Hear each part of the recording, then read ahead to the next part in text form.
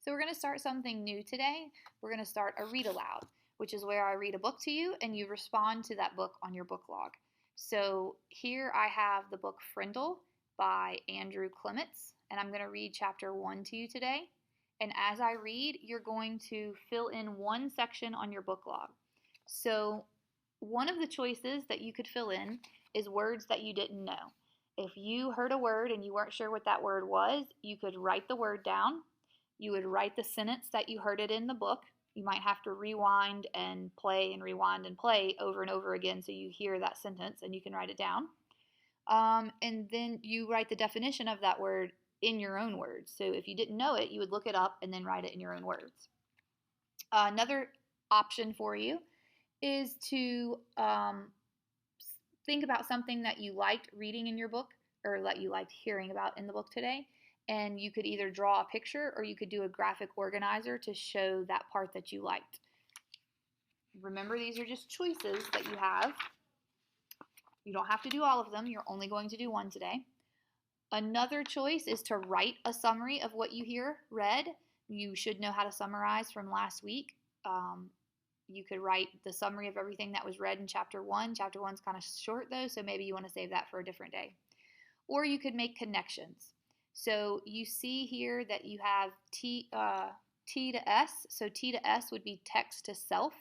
If you can make a connection between what's read and yourself, you would write that you would circle T to S and write about that text to self connection.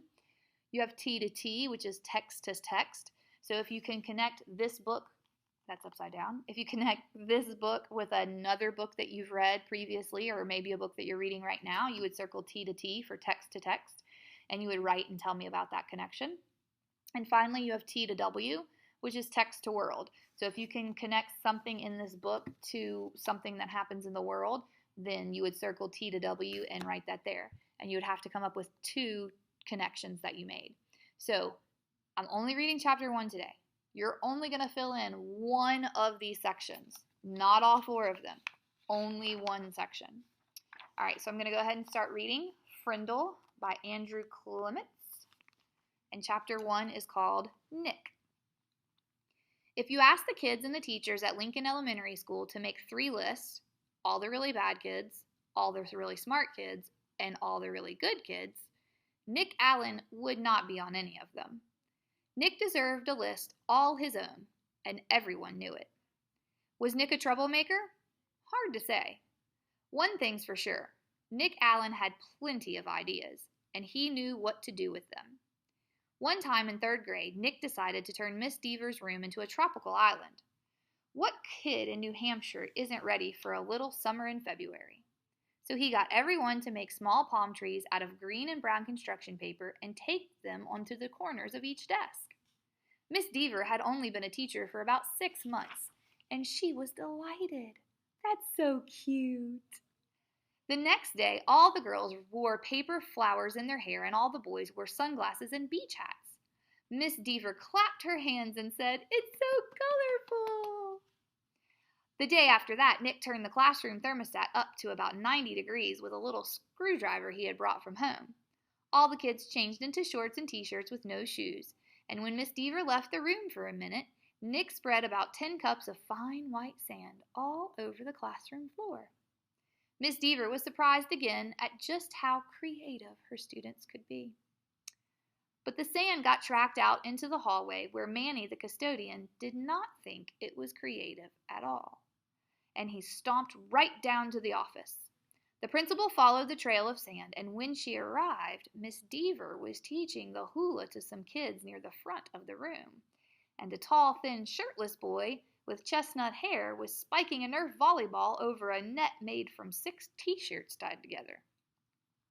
The 3rd grade trip to the South Seas ended suddenly. But that didn't stop Nick from trying to liven things up. Lincoln Elementary needed a good jolt once in a while, and Nick was just the guy to deliver it. About a year later, Nick made the great blackbird discovery. One night, he learned on a TV show that the red-winged blackbirds give this high-pitched chirp when a hawk or some other danger comes near.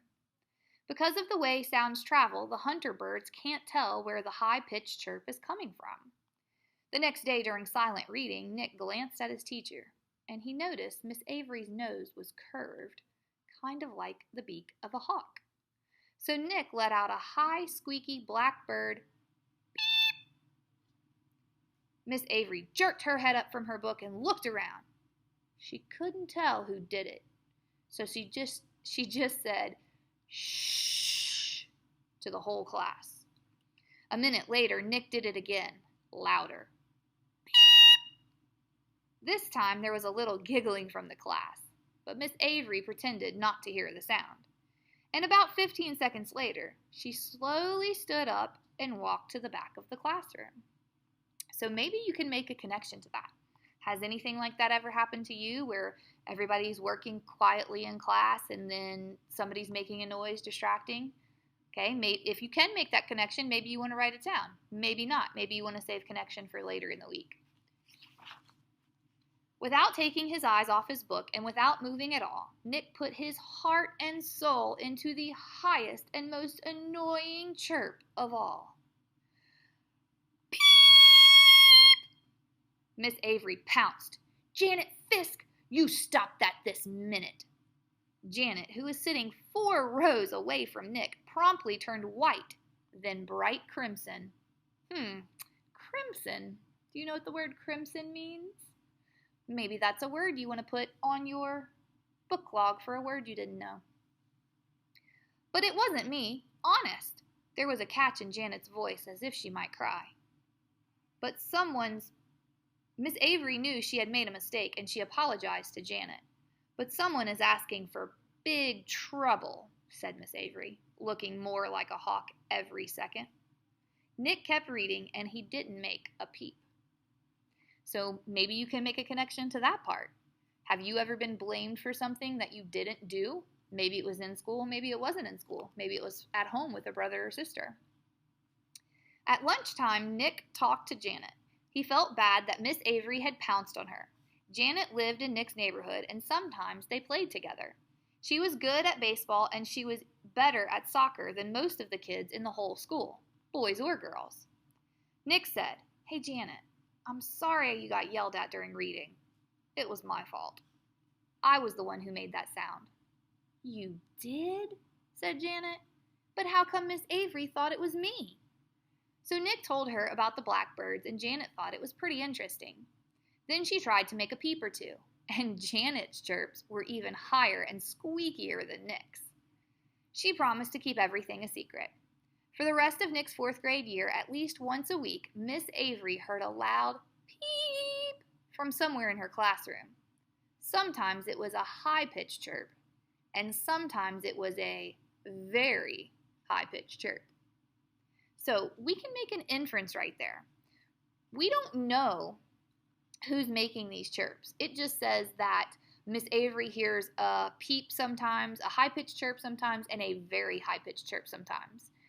Since we know that Nick and Janet are the only 2 who know about this, we can infer that Nick is making the high-pitched peeps and Janet is making the very high-pitched peeps, because the text said that Janet's chirps were even higher and squeakier than Nick's were.